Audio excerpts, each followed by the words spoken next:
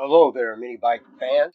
This is Greg, and I'd like to share a video with you on my modification of my Massimo 196cc, or they call it a 200cc Warrior mini bike. And I took the engine off of that, and I put on a Predator 420cc engine, and it's quite a machine. And I tell you what, I'm 70 years old. I weigh 135 pounds. Well, it's too much for me. I can't hardly handle it. I'm probably going to have to end up putting the thing on Craigslist and maybe just settle for a side by side for a guy that's my age. But anyway, I'm going to show you a few pictures, let you see what I did, and maybe it'll inspire you or give you some ideas. Anyway, the engine was a lot bigger than the one that was on there originally, so I had to take the bar out from it goes from the bottom of the seat down to the frame because that engine is quite a bit bigger. And I took the carburetor off. I'm sorry, not the carburetor, but the air filter, and put on a different air filter. I took off the exhaust system and put on an extended exhaust pipe, a header, and you'll see a picture of that. And then I mounted a battery underneath or on top of the engine, underneath the glove box, which looks like a Harley gas tank.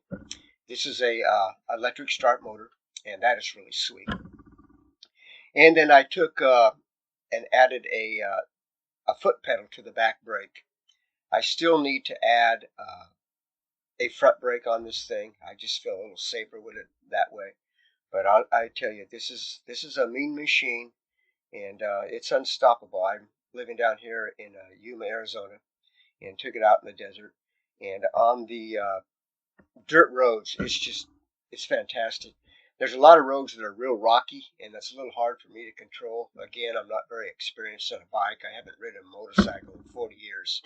But I took it out there today because I just finished it last night and had a good time.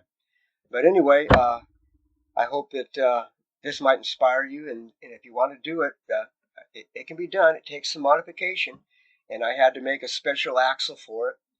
And also on the plate that holds the drive pulley, I had to cut the press bearings out of that because the sprocket on it and the sprocket on the back wheel would not mesh up with each other. And what I did is I went and got two flange bearings that are 4 holt, or they have 4 holes in them, and they mount with screws through them. And I put one of those on each side and mounted the two together, and it worked out pretty good. I did put a spacer in between them just to make sure there was no slap in there so one of the bearings didn't pop out. But it worked out really good, and you can see where I put the gas tank. No other place to put it that I can find. So anyway, have a great day. And again, this is Greg, and happy dirt bike.